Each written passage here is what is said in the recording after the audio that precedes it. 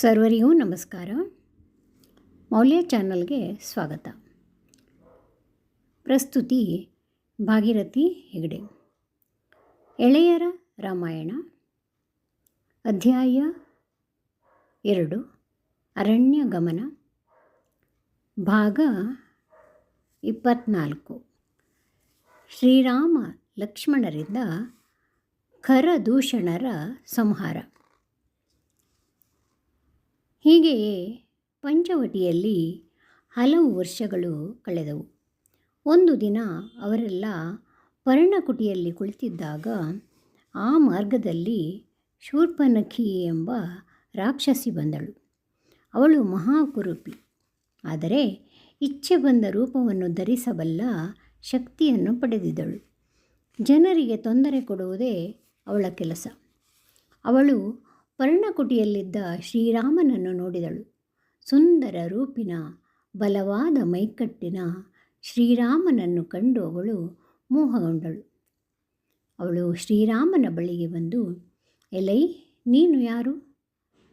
ಇಲ್ಲಿಗೆ ಏಕೆ ಬಂದಿದ್ದೀಯೇ? ನಿನ್ನ ಜೊತೆ ಇರುವ ಇವರಿಬ್ಬರು ಯಾರು ಎಂದು ಕೇಳಿದಳು. ಶ್ರೀರಾಮನಿಗೆ ಅವಳ ಆಕಾರವನ್ನು ಕಂಡು ಅಸಹ್ಯವಾಯಿತು. ಆದರೂ ಸೂಕ್ಷ್ಮವಾಗಿ ತನ್ನ ವಿಷಯವನ್ನು ತಿಳಿಸಿದನು. ಶೂರ್ಪನಖಿಯು, ಶ್ರೀರಾಮ, ನನ್ನದೊಂದು ಆಸೆ ಇದೆ, ಅದನ್ನು ನೆರವೇರಿಸು. ನನಗೆ ನಿನ್ನ ಮೇಲೆ ಮೋಹ ಉಂಟಾಗಿದೆ, ನೀನು ನನ್ನನ್ನು ಮದುವೆಯಾಗು ಎಂದಳು. ಶ್ರೀರಾಮನಿಗೆ ಅವಳ ಮಾತನ್ನು ಕೇಳಿ ನಗು ಬಂತು. ಅವನಿಗೆ ಒಂದು ವಿನೋದ ಮಾಡೋಣ ಎನಿಸಿತು. ಶೂರ್ಪನಖಿಯನ್ನು ಕುರಿತು, ಶೂರ್ಪನಖಿ, ನನಗೆ ಮದುವೆಯಾಗಿದೆ, ನಾನು ಇನ್ನೊಂದು ಮದುವೆ ಮಾಡಿಕೊಳ್ಳಲಾರೆ. ಆದರೆ ಈ ನನ್ನ ತಮ್ಮನನ್ನು ಕೇಳಿ ನೋಡು, ಅವನು ನಿನ್ನನ್ನು ಮದುವೆ ಮಾಡಿಕೊಳ್ಳಬಹುದು ಎಂದನು. ಶೂರ್ಪನಖಿ ಲಕ್ಷ್ಮಣನ ಬಳಿಗೆ ಬಂದು, ನನ್ನನ್ನು ಮದುವೆಯಾಗು ಎಂದು ಕೇಳಿದಳು. ಲಕ್ಷ್ಮಣನಿಗೂ ನಗು ತಡೆಯಲಾಗಲಿಲ್ಲ. ಅವನು ಗಹಗಹಿಸಿ ನಕ್ಕು ಬಿಟ್ಟನು. ಆಗ ಶೂರ್ಪನಖಿಗೆ ಕೋಪ ಬಂತು. ಅವರು ತನ್ನನ್ನು ಹಾಸ್ಯ ಮಾಡುತ್ತಿದ್ದಾರೆಂದು ತಿಳಿಯಿತು. ನನ್ನನ್ನು ಹಾಸ್ಯ ಮಾಡುತ್ತಿದ್ದೀರಾ? ತಾಳಿ, ನಿಮಗೆ ಬುದ್ಧಿ ಕಲಿಸುತ್ತೇನೆ. ನಿಮ್ಮ ಜೊತೆಯಲ್ಲಿರುವ ಈ ಹೆಂಗಸಿನಿಂದಲೇ ತಾನೇ ಇಷ್ಟೊಂದು ತೊಂದರೆ. ಇವಳನ್ನು ತಿಂದು ಬಿಡುತ್ತೇನೆ ಎಂದು ಸೀತಾದೇವಿಯ ಕಡೆಗೆ ನುಗ್ಗಿದಳು. ಲಕ್ಷ್ಮಣನಿಗೆ ಆಗ ಅಪಾಯದ ಅರಿವಾಯಿತು. ಅವನು ಶೂರ್ಪನಖಿಯನ್ನು ಹಿಡಿದು ತನ್ನ ಕತ್ತಿಯಿಂದ ಅವಳ ಕಿವಿ ಮತ್ತು ಮೂಗನ್ನು ಕತ್ತರಿಸಿಬಿಟ್ಟ. ಶೂರ್ಪನಖಿ ಕೆಟ್ಟ ಧ್ವನಿಯಿಂದ ಗಟ್ಟಿಯಾಗಿ ಕೂಗಿಕೊಂಡು ಅದೇ ಕಾಡಿನ ಇನ್ನೊಂದು ಮೂಲೆಯಲ್ಲಿದ್ದ ತನ್ನ ಅಣ್ಣ ಖರನ ಬಳಿಗೆ ಬಂದಳು. ಕಿವಿ ಮೂಗಿಗಳನ್ನು ಕತ್ತರಿಸಿಕೊಂಡಿದ್ದ ಆಕೆಯನ್ನು ನೋಡಿ ಖರನು, ತಂಗಿ, ನಿನ್ನನ್ನು ಈ ದುಸ್ಥಿತಿಗೆ ತಂದವರು ಯಾರು? ಕೂಡಲೇ ತಿಳಿಸು, ನಾನು ಅವರನ್ನು ಯಮಪುರಿಗೆ ಅಟ್ಟುವೆನು ಎಂದು ಗರ್ಜಿಸಿದನು. ಶೂರ್ಪನಖಿಯು ನಡೆದ ವಿಷಯವನ್ನು ತಿಳಿಸಿದಳು. ಖರನು ತನ್ನ ಸೈನ್ಯದಲ್ಲಿ ಪ್ರಮುಖರಾದ 14 ಮಂದಿ ಸೇನಾಪತಿಗಳನ್ನು ಶೂರ್ಪನಖಿಯ ಜೊತೆಗೆ ಕಳುಹಿಸಿದನು. ಆ ರಾಮನನ್ನು ಕೊಂದು ಅವನ ತಲೆಯನ್ನು ತನ್ನಿ ಎಂದು ಹೇಳಿದನು. ಅವರು ಪಂಚವಟಿಗೆ ಬಂದರು. ಶ್ರೀರಾಮನ ಮೇಲೆ ಅಸ್ತ್ರಗಳ ಮಳೆಗೆರೆದರು.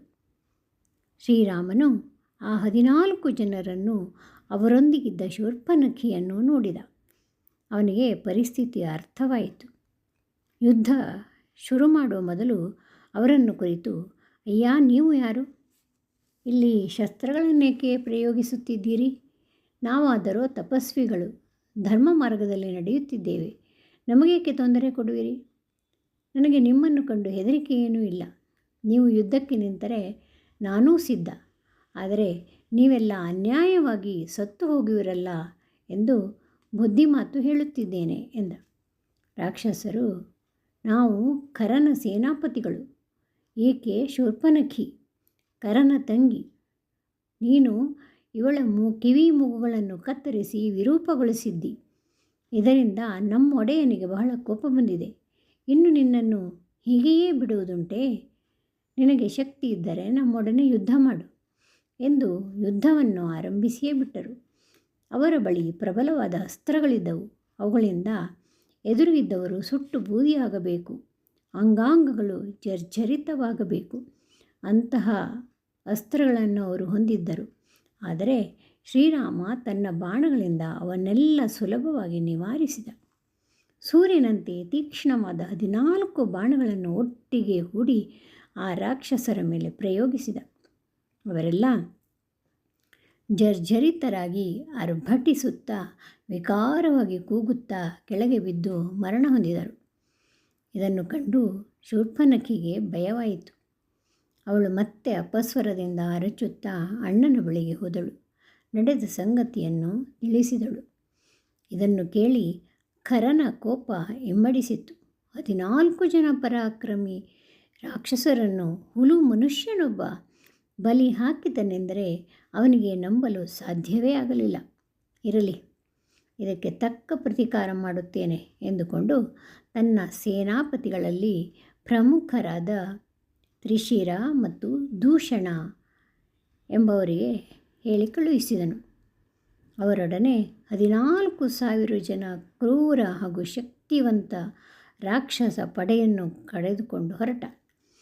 ರಾಕ್ಷಸ ಪಡೆಯು ಕೋಲಾಹಲಗೈಯುತ್ತಾ ಮುದ್ಗರ, ಪಟಳ, ಶೂಲ, ಪರಶು, ಖಡ್ಗ ಮುಂತಾದ ಆಯುಧಗಳನ್ನು ಹಿಡಿದು ಹೊರಟಿತು. ಅವರು ಹೋಗುತ್ತಿದ್ದಾಗ ದಾರಿಯಲ್ಲಿ ಅನೇಕ ಅಪಶಕುನಗಳು ಆದವು. ಆದರೆ ಮದೋನ್ಮತ್ತನಾದ ಖರನು ಅವುಗಳನ್ನು ಗಮನಿಸದೆ ಮುಂದೆ ಹೊರಟನು. ಪಂಚವಟಿಗೆ ಬಂದು ತಲುಪಿದನು. ಸತ್ಯ ಅಸತ್ಯಗಳ ನಡುವೆ, ಧರ್ಮ ಅಧರ್ಮಗಳ ನಡುವೆ, ಶಾಂತಿ ಮತ್ತು ಕ್ರೌರ್ಯಗಳ ನಡುವೆ ನಡೆಯಲಿದ್ದ ಆ ಕದನವನ್ನು ನೋಡಲು ದೇವಾದಿದೇವತೆಗಳು ಆಕಾಶದಲ್ಲಿ ನೆರೆದರು.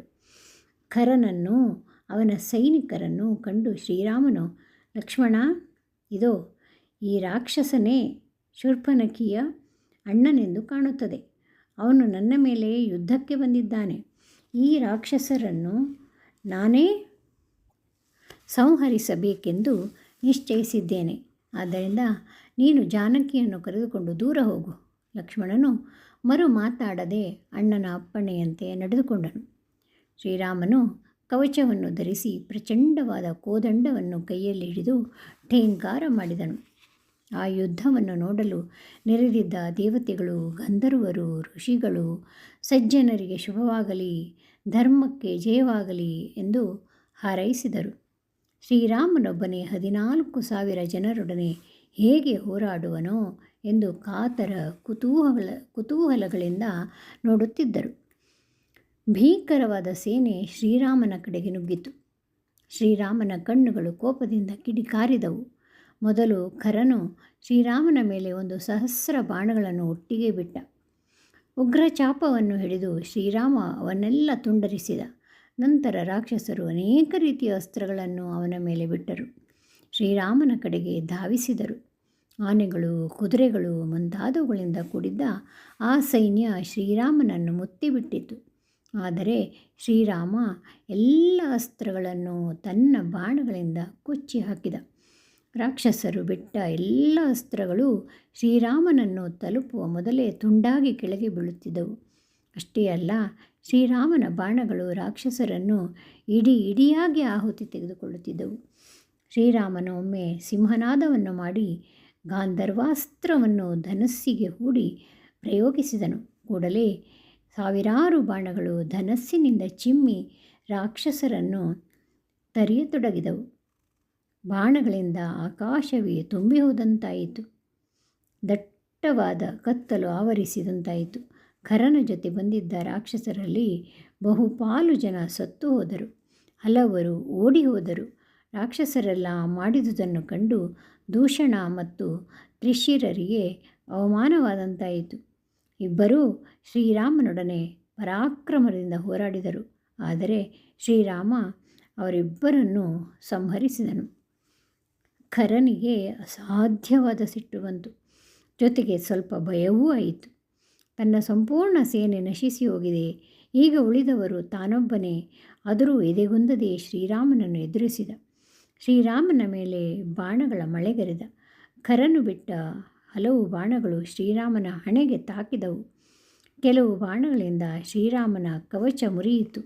ಆಗ ಶ್ರೀರಾಮನು ಅಗಸ್ತ್ಯರು ಕೊಟ್ಟಿದ್ದ ವೈಷ್ಣವ ಧನುಸ್ಸನ್ನು ಎದೆಯೇರಿಸಿ ಖರನ ಮೇಲೆ ಏರಿ ಹೋದ.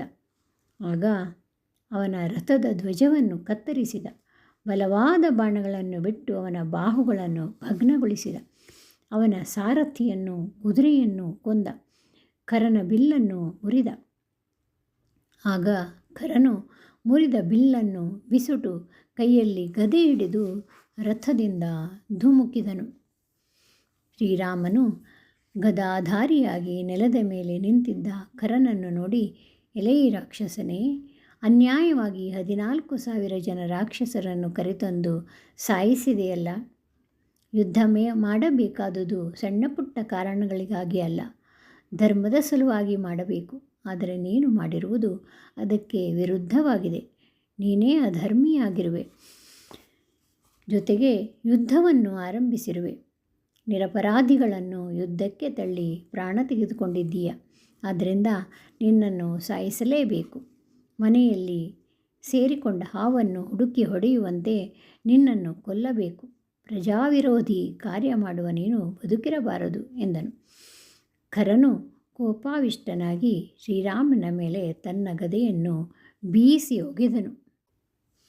ವೇಗವಾಗಿ ತಿರುಗಿಕೊಂಡು ಬರುತ್ತಿದ್ದ ಆ ಗದೆಯನ್ನು ಶ್ರೀರಾಮನು ಅಸ್ತ್ರಗಳಿಂದ ಹೊಡೆದನು. ಗದೆ ಮಾರ್ಗದಲ್ಲಿಯೇ ತುಂಡಾಗಿ ನೆಲದ ಮೇಲೆ ಬಿತ್ತು. ಖರನು ಮತ್ತಷ್ಟು ಕೋಪಗೊಂಡು ಸಮೀಪದಲ್ಲಿದ್ದ ಸಾಲವೃಕ್ಷವೊಂದನ್ನು ಬುಡಸಮೇತ ಕಿತ್ತು ಶ್ರೀರಾಮನ ಕಡೆಗೆ ಬೀಸಿದನು. ಶ್ರೀರಾಮನು ಅದನ್ನೂ ಕಡಿದು ಕೆಡವಿದನು. ಇನ್ನು ಖರನನ್ನು ಉಳಿಸುವುದು ಸರಿಯಲ್ಲವೆಂದು ಶ್ರೀರಾಮನು ಬ್ರಹ್ಮಾಸ್ತ್ರಕ್ಕೆ ಸಮಾನವಾದ ಅಸ್ತ್ರವೊಂದನ್ನು ಅವನ ಮೇಲೆ ಬಿಟ್ಟನು. ಆ ಅಸ್ತ್ರವು ಖರನ ಎದೆಯನ್ನು ಬಂದು ಬಡಿಯಿತು. ಖರನು ನೆಲದ ಮೇಲೆ ಸುಟ್ಟು ಬಿದ್ದನು. ಆಗ ದೇವತೆಗಳು ಹರ್ಷೋದ್ಗಾರ ಮಾಡಿದರು. ಮುನಿಗಳು ಬಂದು, ಶ್ರೀರಾಮ, ನಿನ್ನಿಂದ ಒಂದು ಕಂಟಕವು ತಪ್ಪಿತು. ಇನ್ನು ಮೇಲೆ ನಾವು ನಿರಾತಂಕವಾಗಿ ನಮ್ಮ ಧರ್ಮ ಕಾರ್ಯಗಳನ್ನು ನಡೆಸಬಹುದು. ಆ ಹೊತ್ತಿಗೆ ಸೀತಾ ಲಕ್ಷ್ಮಣರೂ ಅಲ್ಲಿಗೆ ಆಗಮಿಸಿ ಶ್ರೀರಾಮನ ಮಹಿಮೆಯನ್ನು ಕೊಂಡಾಡಿದರು. ಎಲ್ಲರೂ ಸಂತೋಷದಿಂದ ಆ ದಿನವನ್ನು ಕಳೆದರು. ಖರನ ಪಡೆಯಲ್ಲಿದ್ದ ಅಕಂಪನೆಂಬ ರಾಕ್ಷಸನೊಬ್ಬನು ಅತಿ ವೇಗವಾಗಿ ಲಂಕೆಗೆ ಹೋದ. ರಾವಣನನ್ನು ಕಂಡ. ರಾವಣನು ಲಂಕಾದೇಶದ ದೊರೆ, ರಾಕ್ಷಸಾಧಿಪತಿ, ಪೌಲಸ್ಯ ವಂಶದವನು. ಅವನು 10 ತಲೆಗಳನ್ನು 20 ತೋಳುಗಳನ್ನೂ ಹೊಂದಿದ್ದನು. ಅವನದು ಪರ್ವತದಂತಹ ದೇಹ. ರಾವಣನು ಮಹಾಪರಾಕ್ರಮಿ. ಹಲವಾರು ಯುದ್ಧಗಳಲ್ಲಿ ದೇವತೆಗಳನ್ನು ಸೋಲಿಸಿದ್ದನು. ಹಿಂದೆ ಭೋಗವತಿ ನಗರಕ್ಕೆ ದಾಳಿ ಇಟ್ಟು ವಾಸುಕಿಯನ್ನು ಸೋಲಿಸಿದ್ದನು. ತಕ್ಷಕನನ್ನು ಸೋಲಿಸಿ ಅವನ ಪತ್ನಿಯನ್ನು ಅಪಹರಿಸಿದ್ದನು. ಕೈಲಾಸದಲ್ಲಿ ಕುಬೇರನನ್ನು ಪರಾಭವಗೊಳಿಸಿ ಪುಷ್ಪಕ ವಿಮಾನವನ್ನು ಕಸಿದುಕೊಂಡಿದ್ದನು. ಚೈತ್ರ ರಥವೆಂಬ ಕುಬೇರಿನ ಉದ್ಯಾನವನವನ್ನು, ನಳನಿ ಸರೋವರವನ್ನು ನಾಶಗೊಳಿಸಿದ್ದನು. ಉಳಿದ ಭಾಗ ಮುಂದಿನ ಸಂಚಿಕೆಯಲ್ಲಿ. ಈ ಸಂಚಿಕೆ ನಿಮಗೆ ಇಷ್ಟವಾಗಿದೆ ಅಂದ್ಕೊಂಡಿದ್ದೀನಿ. ಲೈಕ್ ಮಾಡಿ, ಶೇರ್ ಮಾಡಿ, ಸಬ್ಸ್ಕ್ರೈಬ್ ಮಾಡಿ ಮತ್ತು ಪ್ರತಿಕ್ರಿಯೆಯನ್ನು ನೀಡಿ. ಮತ್ತೊಮ್ಮೆ ಧನ್ಯವಾದಗಳು.